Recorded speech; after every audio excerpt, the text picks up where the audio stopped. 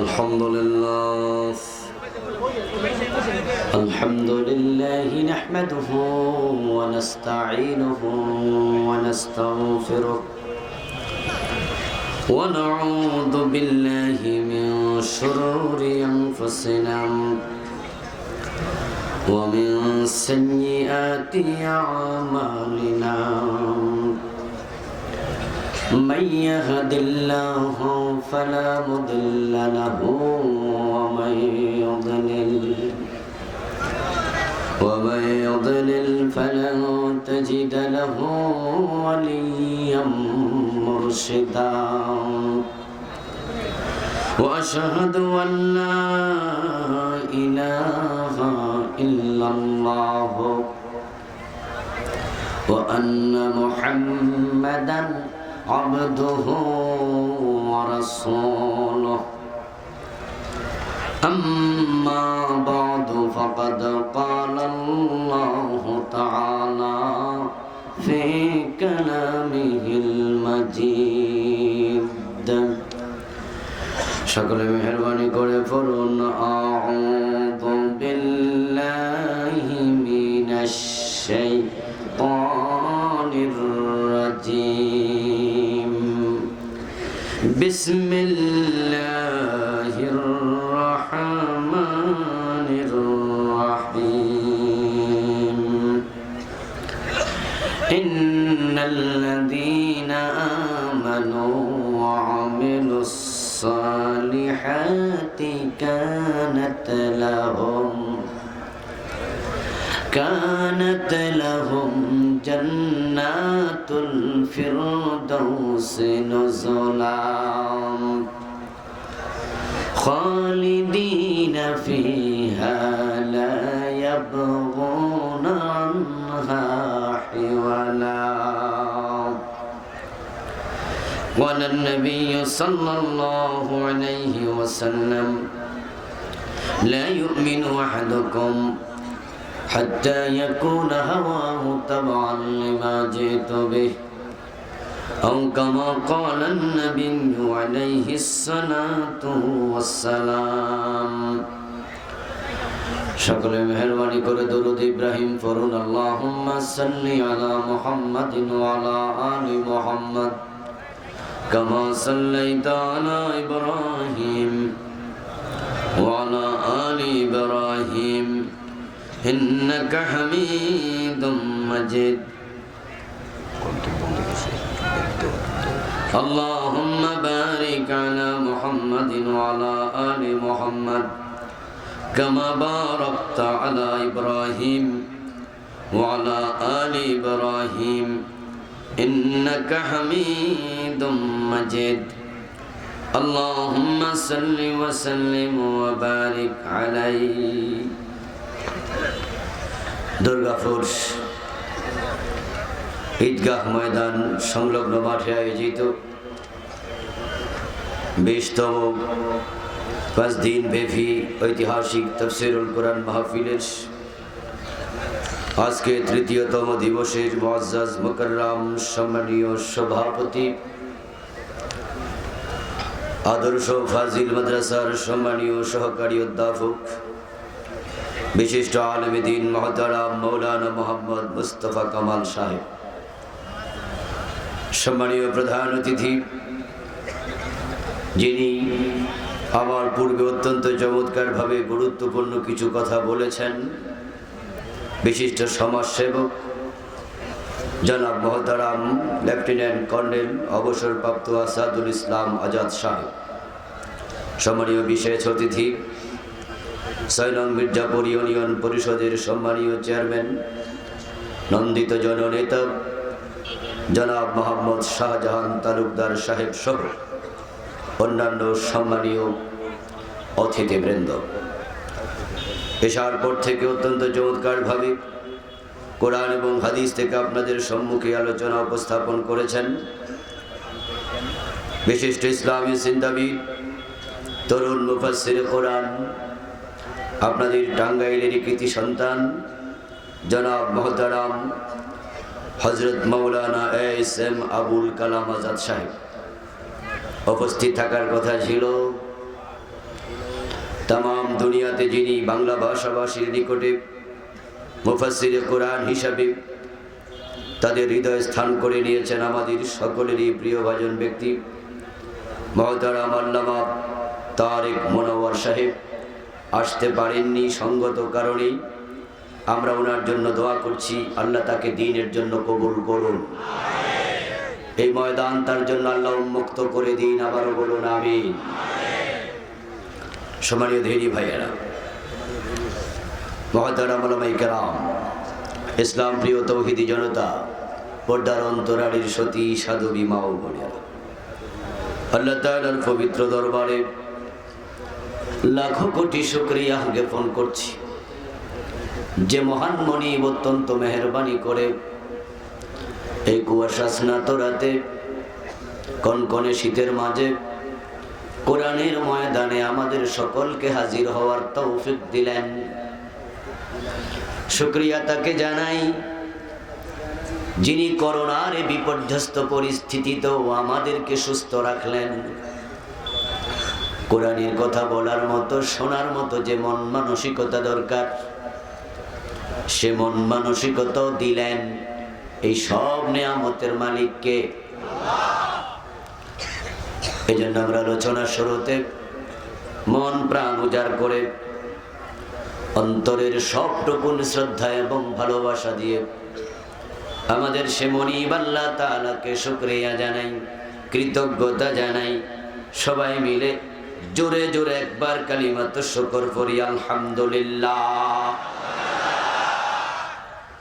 দুরুদ ও সালাম বিশ্বনবী সাইয়্যিদুল মুরসালিন, ইমামুনা কুদওয়াতুনা হাবিবুনা উসওয়াতুনা সনদুনা তাবিবুনা তাবিবু কুলুবিনা মুহাম্মাদুর রাসূলুল্লাহ সাল্লাল্লাহু আলাইহি ওয়াসাল্লামের উপর সাহাবায়ে কেরাম ও শুহাদায়ে জামির আলা ইল্লিয়িন আল্লাহ তাআলার কাছে কামনা করছি, সবাই বলুন আমিন। প্রিয় ভাইয়েরা, আমি আপনাদের সম্মুখে পবিত্র কোরআন মাজিদ থেকে সূরাতুল কাহফের 107 এবং 108 নম্বর আয়াত তিলাওয়াত করেছি। বিশ্বনবীর পবিত্র মুখনসৃত একখানা ছোট্ট হাদিসে নববী পাঠ করেছি। আল্লাহ তাআলা তৌফিক দান করলে এখান থেকে কিছু কথা বলবো। ওয়া মা তৌফিকি ইল্লা বিল্লাহ। আজকে তারেক ভাই আসার কথা ছিল, তিনি আসেন নাই। আমি ওয়াজ করলে তো আজকে মজা লাগবে না, ঠিক না? লাগবে? কেমনে লাগবে? শুনতে আসছেন কার কথা? শুনতেছেন কার কথা? আসলে রিজিক টেনে নিয়ে এসেছে। ভাইরা চেষ্টা করেছেন, আগে মাহফিল চেয়েছেন, দিতে পারিনি। আমাদের প্রোগ্রামগুলো আমরা 1 বছর আগে দিয়ে দেই। আজকের এই মাহফিলটা হওয়ার কথা ছিল আমার নরসিংদীতে, কিন্তু সেখানে হয়নি। কারণ ভাত রান্না করা হয়েছে টাঙ্গাইলে, নরসিংদী যাই কেমনে? রিজিকে টান মারছে, চলে আসছি। আপনারা বেজার হচ্ছেন না তো? আলহামদুলিল্লাহ। এই মাহফিলের আয়োজন কমিটি অনুরোধ করেছেন যে হুজুর, বিশাল একটি মাহফিলের আয়োজন আমরা করেছি 5 দিন ব্যাপী। যদি আমাদের ভাইয়েরা আমাদের একটু সহযোগিতা করে তাহলে পথ চলা সহজ হয়। 10-এর লাঠি 1-এর বোঝা। তাআওয়ানু আলাল বিররি ওয়াত তাকওয়া। আল্লাহ তাআলা বলেন, তোমরা ভালো কাজে একে অপরকে সহযোগিতা করো। ইনশাআল্লাহ আমি আলোচনা শুরু করব। তার আগে আপনাদের কাছে সে অনুরোধটুকু রাখছি, ব্যাগ নিয়ে ভলান্টিয়ার কিছু ভাই প্রবেশ করবেন। ওনারা ওনাদের গতিতে এদিক থেকে ওদিকে যেতে থাকবেন বা ওদিক থেকে এদিকে আসতে থাকবেন। আর আপনারা যার যতটুকু তৌফিক আল্লাহ তাআলা দিয়েছেন, 10, 20, 50, 100, 1000 গোপন দান, এটা আরশে আজিমের নিচে থাকার ওসিলা হবে ইনশাআল্লাহ। মহিলা প্যান্ডেলেও কিছু মা বোন দাঁড়িয়ে যান, আর অন্য অন্য মা বোনেরা দিতে থাকেন। গোপনে দিবেন, আওয়াজ দরকার নেই। আমরা এর মাঝে ওয়াজ শুরু করে দেব, ঠিক আছে? ওনারা হাঁটতে থাকবে, হাঁটতে হাঁটতে ওই মাথায় পৌঁছে যাবে। দ্যাটস এনাফ, আমাদের আর কিছু চাই না। আপনাদেরকে ধাক্কাবো না, যে যা পারেন তা দিতে থাকুন। ভলান্টিয়ার ভাইদেরকে ভিতরে ঢোকার অনুরোধ করছি। সম্মানিত ভাইয়েরা, আসুন আমরা শুরু করি আলোচনা। আল্লাহ পাক রব্বুল আলামিন সূরা আল কাহফের 107 নম্বর আয়াতে বলছেন, ইন্নাল্লাযীনা আমানু, নিশ্চয়ই যারা ঈমান আনে, ওয়া আমিলুস সালিহাত, এবং নেক আমল করে, কানাত লাহুম জান্নাতুল ফিরদাউসি নুজুলা, এই দুটি কাজ যারা সম্পাদন করবে তাদের জন্য জান্নাতুল ফিরদাউস অপেক্ষা করছে, প্রস্তুত করে রাখা আছে। খালিদিনা ফিহা, এবং তারা সেখানে চিরকাল থাকবে। লা ইয়াবগুনা আনহা হিওয়ালা, ওই জান্নাত থেকে তারা কোনোদিন বের হতে চাইবে না। আল্লাহ তাআলা তার এই মুমিন এবং নেক আমলকারী বান্দাদের জন্য জান্নাতুল ফিরদাউসের ঘোষণা দিলেন।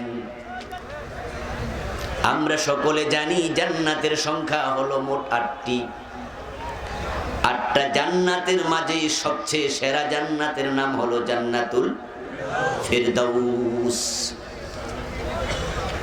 যেই জান্নাতে বিশ্বনবী থাকবেন, থাকবেন আবু বকর, ওমর, উসমান, আলী রাদিয়াল্লাহু তাআলা আনহুম, থাকবেন নবী ইব্রাহিম, নবী মূসা, নবী ঈসা। ঈমান আনলে, নেক আমল করলে ওই জান্নাত আল্লাহ আপনাকেও দেবেন, তিনি ওয়াদা করেছেন। সুবহানাল্লাহ। এই জান্নাত শুধু নবীদের জন্য খাস নয়। তাই তো বিশ্ব নবী আমাদেরকে বলছেন, ইজা সালতুমুল্লাহাল জান্নাতা ফাসআলুহুল ফিরদাউস ফাইন্নাহা আ'লাহা। ও আমার উম্মত, তোমরা আল্লাহ তাআলার কাছে যখন জান্নাত প্রার্থনা করবে, তোমরাও জান্নাতুল ফিরদাউস প্রার্থনা করিও। এটা হচ্ছে সব জান্নাতের মাঝে সেরা। ফাইন্নাহা আ'লাহা, এটা সেরা জান্নাত। তুমি যদি আল্লাহর কাছে এটা চাও, ওই সেরা জান্নাত দেওয়ার ক্ষমতা আল্লাহর আছে না নাই? তিনি যদি আপনাকে জান্নাতুল ফিরদাউস দিয়ে দেন, ও আল্লাহ তুমি তারে কেন দিলা, এই প্রশ্ন করার অধিকার কারো নেই। নিশ্চয় যারা ঈমান আনে এবং নেক আমল করে, আল্লাহ তাআলা তাদের জন্য জান্নাতুল ফিরদাউস বানাবেন না বানায়া রাখছেন। কানাত লাহুম জান্নাতুল ফিরদাউসি নুজুলা। কানাত ফেল মাজি, অতীতকালের শব্দ। আল্লাহ জান্নাত বানাবেন তা নয়, বরং তিনি জান্নাত বানিয়ে রেডি করে রেখেছেন। আমার ভাইয়েরা, যে মেহমানদারির আয়োজন করে, মেহমান তার বাসায় পৌঁছার পরে সে বাজারে যায় না, খরচাপাতি করে না, বরং মেহমান তার বাসায় আসার আগে সে খরচপাতি করে পাকশাক করে রেডি থাকে। আপনার মৃত্যুর পরে, ইন্তেকালের পরে আল্লাহ জান্নাত বানায় আপনাকে দেবেন তা নয়, বরং তিনি জান্নাত বানায় অপেক্ষমান। যদি আপনি শর্ত পূরণ করে মরতে পারেন, মরতে দেরি, জান্নাতে যেতে দেরি হবে না। এই যে আমরা এখানে বসে আছি, ঠিক এই টাইমে আল্লাহর জান্নাতে মেহমানদারি গ্রহণ করছেন, জান্নাতে অলরেডি অবস্থান করছেন এমন কিছু আল্লাহর বান্দা আছে না নাই? ওরা কারা? আমার বন্ধু, তারা হলো আল্লাহর রাস্তা যারা শহীদ হয়েছে। শহীদেরা ডাইরেক্ট আল্লাহর জান্নাতেই আছে। ইনদা রাব্বিহিম ইউরযাকুন। শহীদদেরকে মৃত বলতে মানা আছে। ولا تقولوا لمن يقتل في سبيل الله أموات যারা আল্লাহর পথে নিহত হয়েছে তাদেরকে তোমরা মৃত বলো না, বাল আহইয়া, বরং তারা জীবিত। কিন্তু সেটা বোঝার ক্ষমতা তোমাদের নেই। ইনদা রাব্বিহিম ইউরযাকুন, তারা জীবিতরা যেভাবে রিজিক পায় দুনিয়ায়, তারাও জান্নাতে আল্লাহর কাছে রিজিক পাচ্ছে। ইমাম বুখারী, ইমাম আবু হানিফা রাহিমাহুমুল্লাহ যেই বড় মাপের আলেমে হন না কেন, যদি তিনি সাধারণ মৃত্যু পান তাহলে তার রূহ থাকবে ইল্লিনে, তার লাশ থাকবে কবরে। তিনি জান্নাত পাবেন হিসাব নিকাশের পরে। আর যে আল্লাহর রাস্তায় শাহাদাত বরণ করে তার লাশ থাকে কবরে, তার রূহ থাকে আল্লাহর জান্নাতে। রাসূলুল্লাহ সাল্লাল্লাহু আলাইহি ওয়াসাল্লাম বলেছেন, শহীদের দেহ থেকে রূহটা বের হওয়ার সাথে সাথে জান্নাতে একটি পাখির ভিতরে তার রূহটাকে ঢুকিয়ে দেয়া হয়। তারপরে বলা হয়, তুমি জান্নাতে ঢুকো, যেখানে মনে চায় বিচরণ করো, যা মনে চায় ভোগ করতে থাকো। শহীদ আল্লাহর জান্নাতে আছে। তাহলে বোঝা যায় জান্নাত তিনি বানাবেন তা নয়, অলরেডি জান্নাত বানানো আছে। এখন আমরা যারা বসে আছি আলোচনা শুনছি, আমাদের সবার লক্ষ্য জান্নাত। জান্নাত আমাদের বাড়ি, জান্নাত আমাদের ঠিকানা, এটা আমাদের বাবার বাড়ি। আমরা এখানে এসেছি, এখানে থাকবো না, আমরা আমাদের বাবার বাড়িতে ফিরে যাব। বাবা আদম আল্লাহ তাআলা সৃষ্টি করে জান্নাতের ভিতরে রেখেছিলেন। বাবা আদমের মেরুদণ্ডের ভিতরে আমরাও হাজির ছিলাম। প্রতিটা সন্তান তার বাবার মেরুদণ্ড থেকেই আসে। কোরআনের বক্তব্য, মিম্মা ইনদাফিক ইয়াখরুজু মিন বাইনিস সুলবি ওয়াত তারাইব, আমরা ওই পানি থেকে এসেছি, যেই পানি মায়ের পাজরের হাড্ডি থেকে বাবার মেরুদণ্ডের হাড্ডির ভিতর থেকে বেরিয়েছে। আমি ছিলাম আমার বাবার মেরুদণ্ডের ভিতরে, তিনি ছিলেন তার বাবার মেরুদণ্ডের ভিতরে, তিনি ছিলেন তার বাবার মেরুদণ্ডের ভিতরে। এইভাবে যদি ধাক্কাতে থাকি উপরের দিকে, সবাই আদমের মেরুদণ্ডের ভিতরে ঢুকে যাবে। আদম আলাইহিস সালাম ছিলেন জান্নাতে, আমরাও সেখানে ছিলাম। সহিহ বুখারীতে এসেছে, নবী মূসা আলাইহিস সালামের সাথে আদম আলাইহিস সালামের দেখা হলো। রাসূলুল্লাহ বললেন, দেখা হলো। দেখাটা রূহের জগতে হয়েছে না মেরাজের রাতে হয়েছে না আকাশে হয়েছে, রাসূল ব্যাখ্যা করেননি। দেখা হলো। দেখা হওয়ার পরেই মূসা নবী আদম আলাইহিস সালামকে পাকড়াও করে বসলেন। তিনি একটু তেরা টাইপের লোক ছিলেন, মেজাজি লোক। বলে বসলেন, বাবা আদম, আমরা জান্নাতে আপনার সাথে ছিলাম। আল্লাহ আপনাকে বলেছিল গাছের কাছে যেও না, আপনি গাছের কাছে কেন গেলেন? যদি না যেতেন তাহলে তো আল্লাহ আপনাকে জান্নাত থেকে বের করতেন না, আমরা দুনিয়ায় গিয়ে তো ঝামেলায় পড়তাম না। আদম আলাইহিস সালাম বলেন, ও মূসা, আমাকে কেন দোষ দেও? তোমার উপর যে তাওরাত নাজিল হয়েছিল, ওই তাওরাত কি আল্লাহ আমারে বানানোর পরে লিখছে না আগে লিখছে বলো দেখি? মূসা নবী বলেন, আপনাকে বানানোর 50,000 বছর আগে লিখছে, আমি এটা জানি। তাহলে তুমি কি তাওরাতে পাও নাই? আসা আদম রাব্বাহু ফাগাওয়া, আদম তার প্রভুর আদেশ লঙ্ঘন করে পথ হারা হয়েছে। আমি আমার রবের কথা শুনি নাই, জান্নাতে আমারে গাছের কাছে যেতে মানা করছে, আমি চলে গেছি। এই কথা কি তাওরাতে পাইছনি? হযরত মূসা বলে, আব্বা জান এটা তো পাইছি। তাহলে তুমি এবার বিচার করো, আমারে বানানোর 50,000 বছর আগে আল্লাহ লিখছে, আমি জান্নাতে আল্লাহর কথাটা শুনি নাই, এবার আমার দোষটা কি? রাসূলুল্লাহ বলেন ফাহাজ্জা আদামু আলা মূসা, ফাহাজ্জা আদামু আলা মূসা, ফাহাজ্জা আদামু মূসা। তিনবার বললেন। ওই বিতর্কে আদম বিজয় হয়েছে মূসার উপরে। এর মানে আমরা জান্নাতে ছিলাম, জান্নাত থেকে দুনিয়া আসা ওই ফল ভক্ষণ করার কারণে নয়, এটা আল্লাহর মহা পরিকল্পনার অংশ। আমরা দুনিয়া এসেছি বাবা আদম আসার কারণে, কিন্তু আমাদের ঠিকানা দুনিয়া নয়, আমাদের ঠিকানা আল্লাহর জান্নাত। এজন্য আল্লাহ তাআলা কোরআনে বলছেন, আমি আদমকে যখন দুনিয়ায় পাঠাইয়া দিলাম, আদম তো নতুনের জায়গায় গেল, ওই জায়গাতে থাকতে যায় নাই, তার ঠিকানা তো জান্নাত। ওই জান্নাতে সে আবার ফিরে আসতে হবে। তাই আমি কোন রাস্তায় চললে জান্নাতে ফিরে আসা যায়, আদমের কাছে ওহী পাঠাইছি। ফাইম্মা ইয়াতিয়ান্নাকুম মিন্নি হুদা ফামান তাবিআ হুদায়া ফালা খাউফুন আলাইহিম ওয়ালা হুম ইয়াহজানুন।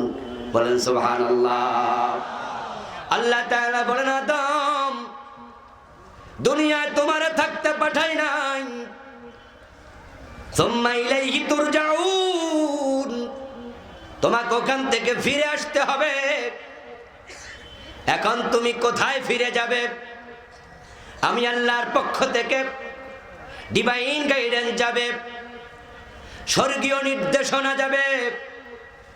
যদি তুমি এবং তোমার সন্তানেরা সে নির্দেশনা ফলো করো, ফালা খাউফুন আলাইহিম, তাদের কোনো ভয় নাই, ওয়ালা হুম ইয়াহজানুন, তাদের কোনো দুশ্চিন্তা নাই।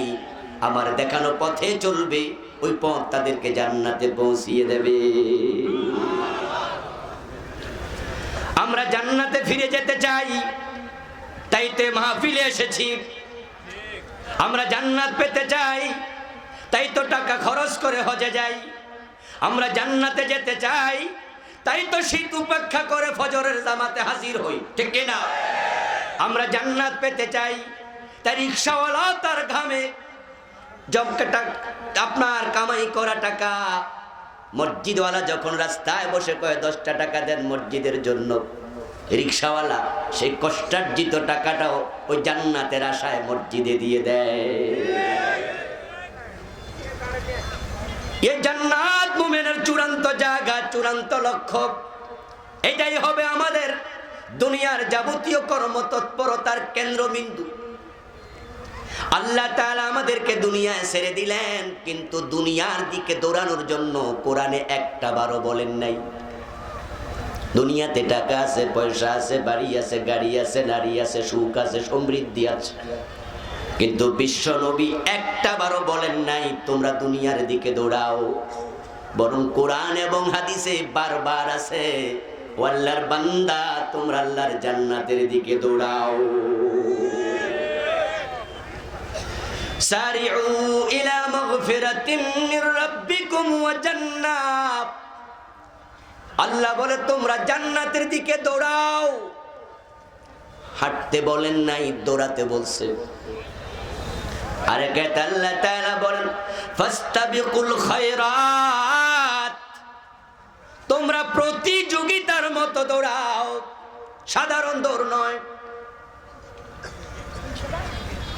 আকাশে বৃষ্টি জমেছে, মেঘ জমেছে, বৃষ্টি পড়ছে, আপনি রাস্তায় আছেন, ভিজে যেতে পারেন, তাই আপনি দৌড় মারলেন, এই হলো দৌড়ের এক গতি। আর যদি 100 মিটার দৌড়, 200 মিটার দৌড়ের প্রতিযোগী হয়ে আপনি দৌড় মারেন, এটা হবে ভিন্ন গতি। আল্লাহ বলেন ফাস্তাবিকুল খায়রাত, তোমরা প্রতিযোগীরা যেভাবে দৌড়ায় জান্নাতের দিকে সেভাবে দৌড় মারো। আল্লাহ আমাদের বললেন জান্নাতের দিকে দৌড়াও, কিন্তু পরিতাপ, বড়ই পরিতাপ, জান্নাতের দিকে দৌড়ানো দূরের কথা, জান্নাতের রাস্তা এখন হাঁটার লোকই নাই। এখন আমরা সবাই জাহান্নামের রাস্তায় ঢুকে যাচ্ছি দল বেঁধে। দুনিয়া মস্ত বড়, খাও দাও ফুর্তি করো, আগামীকাল বাঁচবে কিনা বলতে পারো? এখন রঙ্গ তামাশা চলছে, আমরা হাসি তামাশা জীবন কাটাই, আমরা সব জায়গায় আত্মভোলা, আমরা জান্নাতের চিন্তা ভুলে গেছি। আমাদের অবস্থা হলো নগদ যা পাও হাত পেতে নাও, বাকির খাতা শূন্য থাক। ও মিয়া মরবা, হাজার হাজার বছর কবরে থাকবা, তারপরে হাসরের মাঠে 50,000 বছর, তারপরে ফুলসেরাত পার, তারপরে জান্নাত। ও কবে কত দূর, এত অপেক্ষা তো সয় না, তাই নগদ যা পাও হাত পেতে নাও। আল্লাহ বলে হারাম খেও না, আমরা হারাম খাচ্ছি। মিথ্যা বলো না, মিথ্যা বলছি। ওজনে কম দিও না, ওয়াইলুল লিল মুতাফফিফিন, ওজনে কম দিলে জান্নাত মিলবে না, তোমার জন্য ওয়াইল দোজখ। আল ওয়াইলু ওয়াদিন ফি জাহান্নাম ইয়াহবি ফিহিল কাফিরু 40 খরিফা ক্বাবলা আন ইয়াবলাগা কা'রাব। রাসূলুল্লাহ ব্যাখ্যা করছেন, ওজনে কম যদি দাও, তোমাকে জাহান্নামের এমন এক গর্তে ফেলে দেয়া হবে, যে গর্তের তলায় পৌঁছতে 40 বছর লাগবে। আমরা আজকে জান্নাতের কথা ভুলে গেছি, নগদ যাবো হাত পেতে নাও, ব্যবসা ভালো হবে, মালে ভেজাল দেও, বড় লোক হওয়া লাগবে, পরের জমি দখল করো, জমিটা কমে যাবে, বোনের সম্পদ দিও না। অথচ বাবা মারা গেছে 10 বছর আগে, 10 বছর আগে বাবা মরে গেল, বোন তার সম্পদ পায় না। অথচ ভাই হাজি সাহেব, জমি কমে যাবে, বোনের সম্পদ দেয় না। এমন হাজি গাজি নামাজি টাঙ্গাইলে নাই, আছে কিন্তু আজকের মাহফিলে নাই, ঠিক না? আমার জমিন বাড়াতে হবে, জমিন কমানো যাবে না। নামাজ পড়ে আবার সুদে টাকা লাগায় বসে আছে, এমন নামাজিও আছে না নাই? নামাজ পড়তে পড়তে কপালে কালো দাগ ফেলে দিয়েছে, কিন্তু অফিসে গেলে ঘোষণা দিলে ফাইল নড়ে না। আমার বন্ধু, জান্নাতের রাস্তায় মানুষ বড় কম, জাহান্নামের রাস্তায় বেশি। এখন আমরা আছি রঙ্গমঞ্চে, দুনিয়ায় মজা নেও, দুনিয়া মস্ত বড়, খাও দাও ফুর্তি করো। এখন কি খাইয়া ফুর্তি করা লাগবে, কবি কিন্তু লিখতে মনে নাই, তাই পরবর্তী অনুজ কবি এসে অগ্রজ কবিকে সহযোগিতা করেছে। আমার বড় ভাই লিখে গেছে, দুনিয়া মস্ত বড়, খাও দাও ফুর্তি করো। কিন্তু খাবারের মেনু তো উনি দেয় নাই, ফুর্তি করতে হলে কি খাওয়া লাগে। অনুজ এসে লিখে দেয়, এই বেলা বাই মদ খেয়ে নাও, কাল নিশীতের ভরসা কই। চাঁদনি জাগিবে যুগ যুগ ধরে, আমরা তো আর রব না সই। মুসলমানের সন্তান জান্নাতের আশা করে, আবার মুসলমানের সন্তানের মাঝে মদ খায়, গাঁজা খায়, ইয়াবা খায়, হিরোইন খায়, এমনও আছে না নাই? জান্নাতের পথে মানুষ কই? বর্তমান পৃথিবীতে মানুষের সংখ্যা প্রায় 800 কোটি, তার মাঝে মুসলমানের সংখ্যা 150 কোটির কম বেশি। আমার বন্ধু, বাকি 650 কোটি কাফের। একটু বলুন তো, কাফেররা কি জান্নাতের রাস্তায় আছে? ওমান ইউশরিক বিল্লাহি ফাকাদ হারামাল্লাহু আলাইহিল জান্নাহ ওয়া মাওয়াহুন নার ওয়া মা লিয-যালিমিনা মিন আনসার। আল্লাহ তাআলা কোরআনে বলেন, যারা শিরিক করে, যারা কুফরি করে, তাদের জন্য জান্নাত হারাম। ওয়া মাওয়াহুন নার, বরং তাদের আবাসস্থল হবে জাহান্নাম। 150 কোটির কম বেশি মুসলমান, বাকি 650 কোটি কাফের। আল্লাহর ঘোষণা, তারা জাহান্নামী। এখন 150 কোটির কম বেশি মুসলমান যারা আছে, ধরে নিলাম 150 কোটি, 250 কোটি। বলুন তো, তাদের মাঝে সবাই কি জান্নাতের রাস্তায় আছে? ওদের তালিকায় তাসলিমা নাসরিনের নাম আছে না নাই? সালমান রুশদির নাম আছে না নাই? থাবা বাবা রাজীবের নামটাও তো ছিল। আমার দোস্ত, মুসলমানের সন্তান পক্ষ পক্ষে কবিতা লেখে, গান লেখে, ব্লগে লেখালেখি করে এমন মুসলমান নামদারিও আছে না নাই? সবাই জান্নাতি নয়। মুসলমান হলে জান্নাত, এটা ভুল চিন্তা। কে বলেছে তোমাকে এই কথা? বরং বিশ্ব নবীর বক্তব্য, তাফতারিকু উম্মতি আলা 73 মিল্লা কুল্লুহুম ফিন্নারি ইল্লা ওয়াহিদা। রাসূলুল্লাহ বলেন আমার উম্মত গুলো আবার 73 দলে বিভক্ত হবে। ওই 650 কোটি বাদ এই 150 পৌনে 200 কোটি, তারা হবে আবার 73 দলে বিভক্ত। কুল্লুহুম ফিন্নারি ইল্লা ওয়াহিদান, তাদের মাঝে একদল মাত্র জান্নাতি, বাকি 72 দল হবে জাহান্নামী। আমার ভাইরা, জান্নাতি কমে গেছে। জান্নাতে যাওয়ার জন্য জান্নাতীদের চরিত্র নিজের ভিতরে তৈরি করতে হবে। কিন্তু আমরা তো স্যাক্রিফাইস করতে রাজি নই। জান্নাতের পথ কখনো কুসুমাস্তীর্ণ ছিল না, ফুল বিছানো ছিল না। জান্নাতের পথ কাঁটায় ভরা। এই পথ বড় পিচ্ছিল, বড় কণ্টকাকীর্ণ, বড় দুর্গম, বড় মরুময়, বড় বন্ধুর। এই পথে যারা চলেছে তাদেরকে বিপদের মুখোমুখি হওয়া লেগেছে। জান্নাতের পথে চলবা, অন্যায় দেখে চুপ থাকবা, এটা জান্নাতীদের চরিত্র হতে পারে না। অন্যায়ের প্রতিবাদ তোমারে করতে হবে। হারাম খাওয়া জান্নাতীর চরিত্র হতে পারে না। আল কানা আল কানা আল কানা, তোমাকে হালালের মাঝে স্বল্পে তুষ্ট থাকতে হবে। আমার বন্ধু, জান্নাতের পথে চলা সহজ নয়। একই অফিসে চাকরি করবেন, একই র্যাঙ্ক, একই পোস্ট, বেতন 20,000। আপনার পাশের চেয়ারে বসে আছে তারও সমান বেতন। কিন্তু বন্ধু, সেই যে ফ্ল্যাটে ভাড়া থাকে ঢাকা শহরে, সেটার ভাড়াই হলো 30,000, 50,000, বেতন পায় 20,000।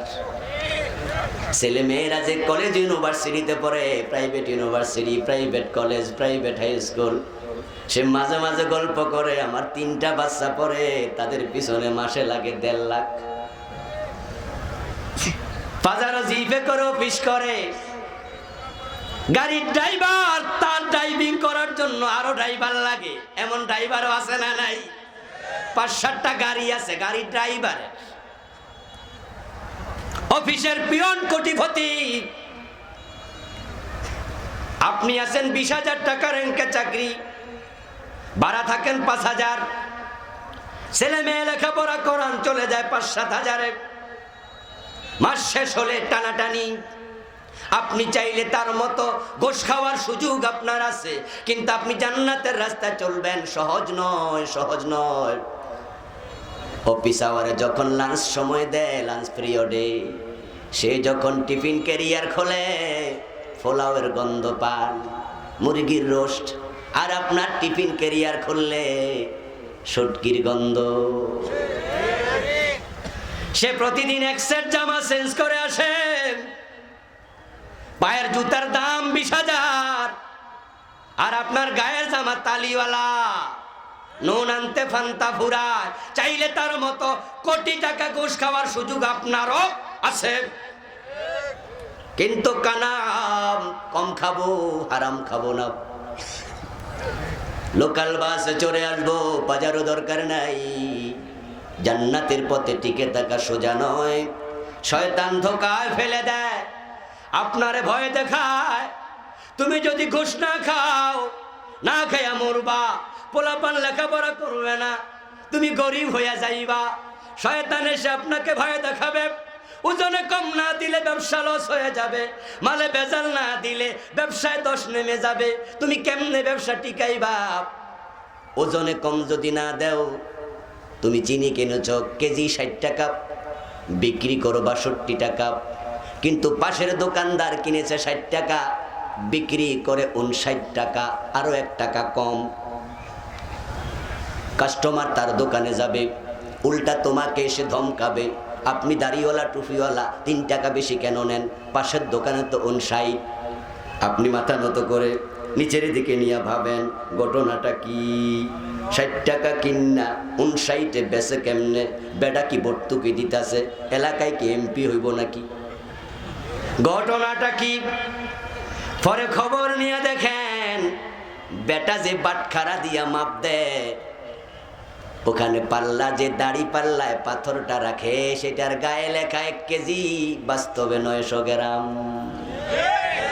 সুতরাং 1 টাকা কমে বেচলে কোনো অসুবিধা নেই। এখন আইসা ক্রেতা আপনার ধমকাও, মিয়া হাসি তুমি 3 টাকা বেশি নাও কেন, তোমার দোকানে আর আসবো না। এখন যদি আপনি বলে দেন ও মিয়া তো 900 গ্রাম দেয়, বেড়া যদি খবর শোনে লাডি লই আমার বদরানি, ঠিক না? হ্যাঁ মিয়া আমার বিরুদ্ধে তুমি কথা কও, আপনি বলে দেন তুমি তো 900 গ্রাম দেও, 100 গ্রাম কম দেও, তখন সে বলবে আমি কত দেই, এ ব্যাপারে কথা বলার অধিকার তোমার নাই। বলাও যায় না, শোয়াও যায় না। এখন ব্যবসা টিকাবেন কেমনে? লাইন আছে একটা, তার মতো আপনি 100 গ্রাম কম দেন। আর আল্লাহর কোরআনের বক্তব্য কম দিলে ওয়াইল দুজক। এবার বাইসা নেন রাস্তা কোনটা? জান্নাতের পথে চলা সহজ না, কিন্তু আপনাকে চলতে হবে, হাজারো বাধা মোকাবেলা করতে হবে। এই জান্নাতের পথে চলা বিপদ হক কথা বলা সহজ না, সহজ না। সমাজে হাজারো অন্যায়, আমরা চুপ করে থাকার কারণে অন্যায় দিন দিন বৃদ্ধি পাচ্ছে। চোখের সামনে অন্যায় হয়, কথা নাই। আপনি ভাবছেন অন্যায় তো আর আমি করি না, আমার অসুবিধা কি? অথচ দোস্ত আসাকিতু আনিল হাক্কি শায়তানুন আখরাস, তুমি অন্যায় দেখে যদি চুপ করে থাকো তুমি বোবা শয়তান হওয়া লাগবে। আপনাদের কাছে আমি একটু জবাব চাই, মেহেরবানি করে বলুন তো নবীরা যে মাইর খাইছে অন্যায় করে মাইর খাইছে না প্রতিবাদ করে? আবার বলুন নবীরা কি অন্যায় করে মাইর খাইছে? কি করে মাইর খাইছে? এখন আপনি তো অন্যায় করেন না, আপনি কোন আমার কি দোষ? তাহলে নবীর সুন্নাহ প্রতিবাদ করা এটাই ইসলাম, এটাই ইসলাম। তুমি চুপ থাকতে পারবা না, প্রতিবাদ করে প্রয়োজনে যদি তোমাকে বিপদে পড়া লাগে ওই বিপদের রাস্তায় যাও, রাস্তায় যেখানে শেষ সেখান থেকে আল্লাহর জান্নাত শুরু হয়ে যাবে।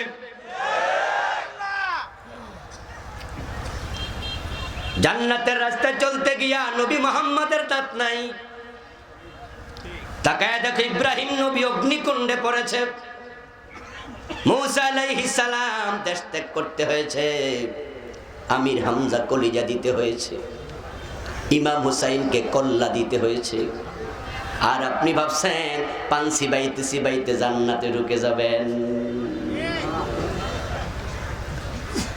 জান্নাতের রাস্তার মানুষ কমে গেছে, কিন্তু বন্ধু কমে যাক, কমে যাক, জান্নাতের রাস্তায় কেউ না থাক, আপনাকে সিদ্ধান্ত নিতে হবে আমি একা হলেও মাথা তুলে জান্নাতের রাস্তায় দাঁড়িয়ে থাকব। এই সিদ্ধান্ত আপনাকে নিতে হবে। এই সিদ্ধান্ত যারা নিতে পারবে আল্লাহ তাআলা তাদের জন্য বলছেন মান ক্বালা লা ইলাহা ইল্লাল্লাহু সুম্মা মাতা আলাইহি দাখালাল জান্নাহ। বিশ্বনবীকে আল্লাহ জানায়া দিছে, আপনি হাদিসটা একটু উম্মতকে শোনায়া দেন, যে ব্যক্তি এই ঈমানটা নিয়ে মরতে পারবে, মরতে দেরি আমার জান্নাতে ঢুকতে দেরি হবে না।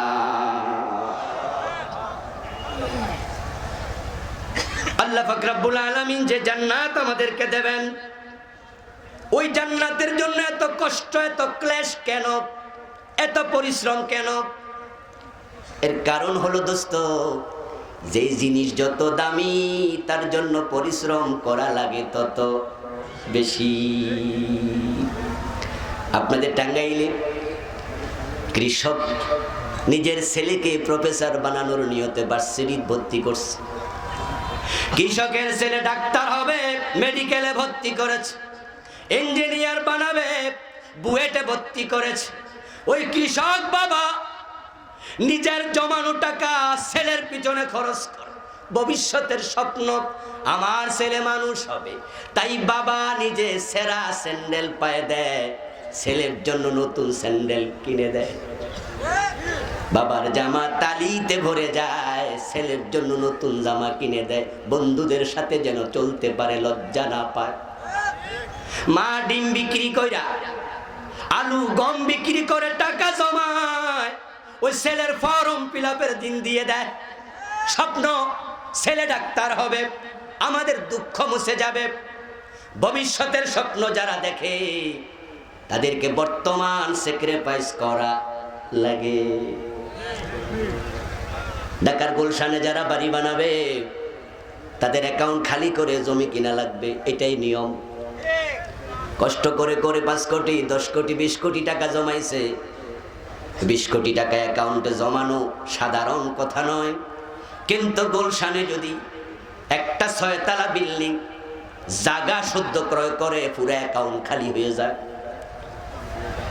ওই অ্যাকাউন্টটা খালি করার পরে তার মনে কোনো দুঃখ থাকে না, বরং আত্মীয় স্বজনকে মোবাইল করে করে, SMS করে করে, ফোন করে করে জানায়, আমি গুলশানে একটা বাড়ি কিনছি, 6 তলা একটা বাড়ি কিনছি। যদি কেউ জিগায় অ্যাকাউন্টে টাকা পয়সা কেমন আছে, কই খালি। হাই হাই করলা কি, কই তুমি বুঝবা কি। আমি এমন একটা বাড়ি পাইছি, 6 কোটি 10 কোটি 20 কোটি গেছে, দুঃখ নাই। ও বন্ধু, ও ঠেলাওয়ালা, ও দিন মজুর, ও কুলি, ও গরিব ভাই কৃষক, তোমাকে বলছি, ইমানের উপরে টিকে যদি থাকতে পারো, সবার পরে আল্লাহ যাকে জান্নাত দেবেন, তাকে জান্নাত যেটা দেবেন সেটা হবে দুনিয়ার মতো 10 দুনিয়া বড়।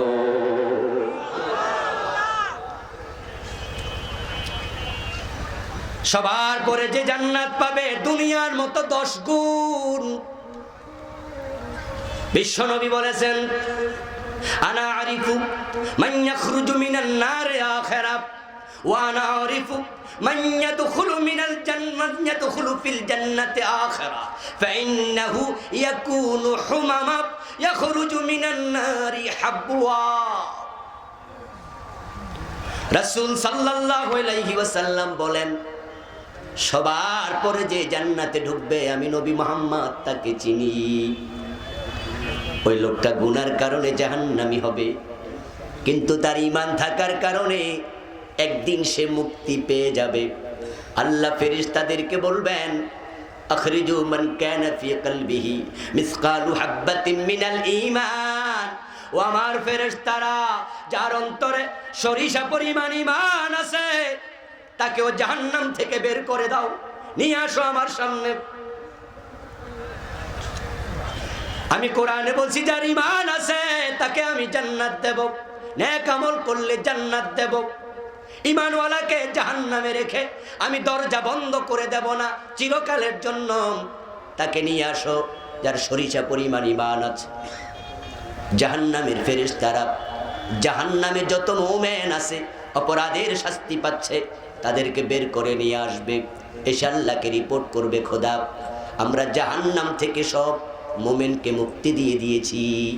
আল্লাহ বলবেন, সব শব্দটা সঠিক নয়, এখনো একজন বাকি আছে, তাকে নিয়ে আস। ফেরেশতারা জাহান্নাম তালাশ করে করে ঘরমাক্ত হয়ে আবার ফিরে এসে বলবে, আল্লাহ একজন ইমানদারও তো আমরা খুঁজে পাচ্ছি না। আল্লাহ বলবেন, মালিক কোথায়? জাহান্নামের প্রধান দারোগা মালিক হাজির হবেন। আল্লাহ বলবে, মালিক জাহান্নাম আমার একজন মুমিন বান্দা এখনো আছে, তাকে বের করে নিয়ে আসো। মালিক ফেরেশতা যাবেন, জাহান্নাম খুঁজে এসে রিপোর্ট করবেন, আল্লাহ ইমানদার একজনও নাই। আল্লাহ তাআলা বলবেন, মালিক জাহান্নামের দিকে কান পেতে শোনো, কি আওয়াজ আসছে। জাহান্নামের ভিতর থেকে সামিউ লাহা শাহিকা ওয়া হিয়া তাফুর, তর্জন গর্জনের শব্দ, আগুন ধাউ ধাউ করে জ্বলছে, পানি উতরালে যে শব্দ, ওহিয়া তাফুর, জাহান্নাম এভাবে উতরাবে, তর্জন গর্জন করবে। শব্দের সাথে আরেকটা শব্দ আসবে, সুবহুন কুদ্দুসুন রব্বুনা ওয়া রব্বুল মালাইকাতি ওয়ার রূহ। আল্লাহ বলবে, দেখো মালিক, এই বেটা জাহান্নামে থেকেও আমাকে রব্বুনা বলে ডাকছে, আমার তাসবিহ পড়ছে, এই বেটার ঈমান আছে, তারে বের করে নিয়ে আসো। মালিক ফেরেশতা জাহান্নামে ঢুকবেন, শব্দ অনুসরণ করবেন, করতে করতে এমন এক জায়গায় গিয়ে থামবেন যেখানে গিয়ে দেখবেন শব্দ শোনা যায় কিন্তু কোনো মানুষ নাই। জাহান্নামের অনেকগুলো কীটপতঙ্গ পড়ে আছে। মালিক ফেরেশতা শব্দ অনুসরণ করে কীটপতঙ্গগুলো সরাইয়া দিয়া দেখবেন একবারে লাকড়ি জ্বলতে জ্বলতে যেমন অঙ্গার হয়ে যায়, অঙ্গার সম আল্লাহর এক বান্দা পড়ে আছে, তার সেজদার জায়গাটা আগুনে খায় নাই, পুরা দেহ কালো হয়ে গেছে। ফাইন্নাহু ইয়াকুনু হুমামা, রাসূলুল্লাহ বলেন অঙ্গার হয়ে যাবে। তার মুখ থেকে শব্দ বের হচ্ছে। মালিক ফেরেশতা তাকে ধরে টেনে তুলে বসাবে, তারপরে বলবে, আল্লাহর অর্ডার তুমি পেয়ে গেছো, তোমার জামিন হয়ে গেছে, বেরিয়ে যাও জাহান্নাম থেকে, তুমি আজ থেকে মুক্ত। সুবহানাল্লাহ বলেন। ঈমান থাকলে মুক্তির সুযোগ আছে না নাই? একটু পরে আমি মূল পয়েন্টে যাব, তারপরে কিছু কথা বলে শেষ করব ইনশাআল্লাহ। ও বেটা মুক্তি পাবে বটে, কিন্তু জাহান্নাম থেকে বের হওয়ার বল নাই। জীর্ণ শীর্ণ ক্ষীণকায় কালো অঙ্গার, হাঁটার বলই নাই। বিশ্বনবী বলছেন, ইয়াখরুজু মিনান নারি হাবওয়া, সে ক্রলিং করবে, ক্রলিং করবে, হামা গড়ি দিয়ে দিয়ে তারপরে বের হবে। এবার ফেরেশতারা বলবে, যাও যাও, ওই তো জান্নাত দেখা যায়, জান্নাতে ঢুকে যাও। কিন্তু জান্নাতের দরজায় যে ফেরেশতা থাকবে, ওই ফেরেশতা ইশারা দিয়ে বলবে, ফেরেশতা বলবে নো এন্ট্রেস, প্রবেশ নিষেধ। ফেরেশতা বলবে শীর্ণ জীর্ণ দেহ নিয়ে জান্নাতে প্রবেশ করা যাবে না। ওই যে দেখা যায় একটা ঝর্ণা কুফ, ওখানে গোসল দিয়ে আসো।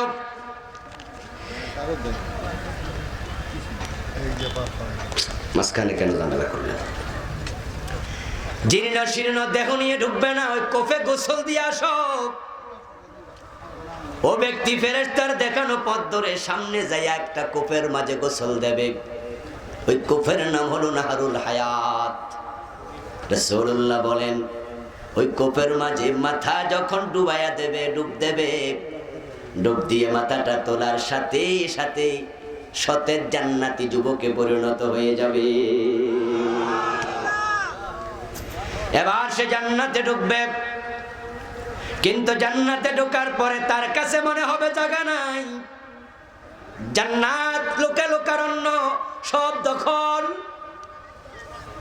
বিশাল বিশাল প্রাসাদ, কিন্তু গেটের মাঝে মালিকের নাম লেখা আবু বকর, এই বিল্ডিং ওমর, ওই বিল্ডিং এ লেখা ওসমান।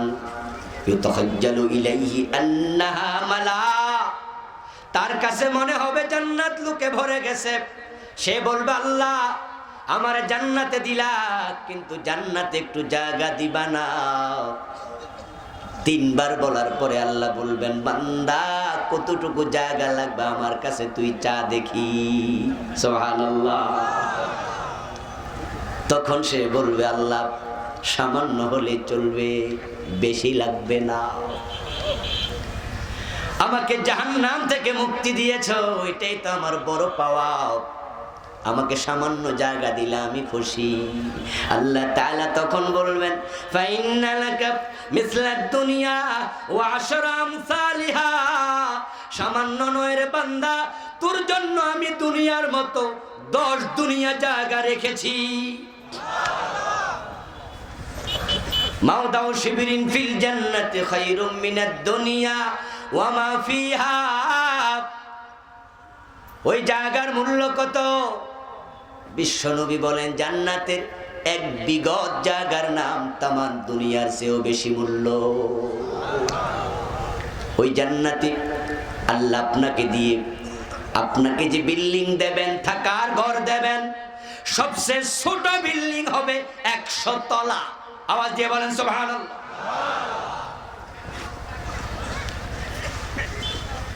এত বড় বিল্ডিং পাইতে হলে স্যাক্রিফাইস করতে হবে, ভয় উত্তরণ করতে হবে, রিস্ক নিতে হবে। No risk no gain. Risk নেবেন না, বিজয়ী হবেন না। রিস্ক আপনাকে নিতে হবে। নবীর পথে চলতে গেলে বিপদ আসবে, মামলা হবে, হামলা হবে, চাকরি চলে যাবে। হক কথা বললে ইমামতি থাকে না, চাকরিটা চলে যায়। হক কথা বললে মাহফিলে 144 জারি হয়ে যায়। হক কথা বলতে গেলে ফাঁসির মঞ্চেও যাওয়া লাগতে পারে। রিস্ক আপনি নেবেন না, এত বড় জান্নাত কেমনে পাবেন? সবচেয়ে ছোট জান্নাত 100 তলা। রাসূলুল্লাহ বলেন ইন্না ফিল জান্নাতি মিআতা দারাজা, জান্নাতে তলা থাকবে 100। মা বাইনা কুল্লি দারাজাতাইনি কামা বাইনাস সামাই ওয়াল আরদি। ওই জান্নাতের একটা ফ্লোর থেকে আরেকটা ফ্লোরের উচ্চতা হবে আকাশ পরিমাণ উঁচু। জান্নাতান মিন যাহাবিন আনিয়াতুহুমা ওয়া মা ফীহিমা, জান্নাতান মিন ফিদ্দাতিন আনিয়াতুহুমা ওয়া মা ফীহিমা। ওই জান্নাতের মাঝে পানপাত্র, ঘটি বাটি, লোটা যা আছে, ব্যবহার্য সম্পদ যা আছে, খাট আছে, আলমিরা আছে, তোশক আছে, সোফা আছে, সব হবে স্বর্ণ এবং রৌপ্যের তৈরি।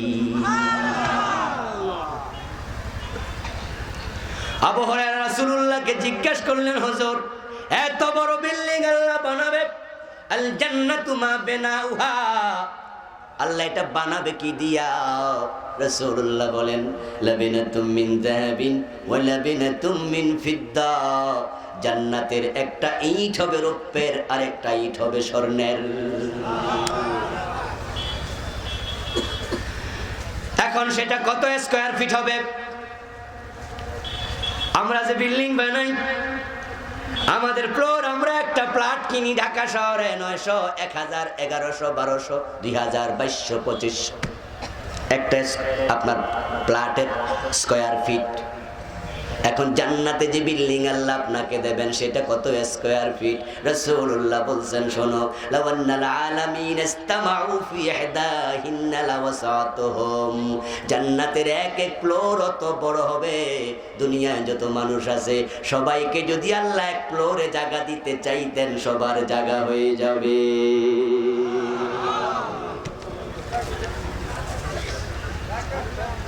সবার পরে যে জান্নাতে যাবে সবচেয়ে ছোট জান্নাতি, রাসূলুল্লাহ বলেন আদনা আহলিল জান্নাতি মানজিলাতান লাহু 80,000 খাদেম, সবচেয়ে ছোট জান্নাতীর খেদমতের জন্য খাদেম দেয়া হবে 80,000। এগুলো কল্পনা নয়, সবই বাস্তব, সবই বাস্তব। ইয়াতুফু আলাইহিম বিল দানুম মুখাল্লাদুন, ওই বাচ্চাগুলো, খাদেমগুলো সব হবে কম বয়সী, ছোট ছোট, মোষ ওঠে নাই, দাড়ি ওঠে নাই। 80,000 খাদেম। পৃথিবীর কোন রাজা বাদশাহ আছে? প্রধানমন্ত্রী শেখ হাসিনা, ওনার খেদমতের জন্য খাদেম কয়জন আছে? 10 জন, 20 জন, 30 জন। ওনার সাহায্যকারী কয়জন? আমেরিকার president Donald Trump, Joe Biden, তাদের কয়জন? আর আপনি রিকশাওয়ালা, ঠেলাওয়ালা, দুনিয়ায় খাদেমই পান নাই। নিজে মানুষের খাদেম ছিলেন, দারোয়ান ছিলেন, পিয়ন ছিলেন।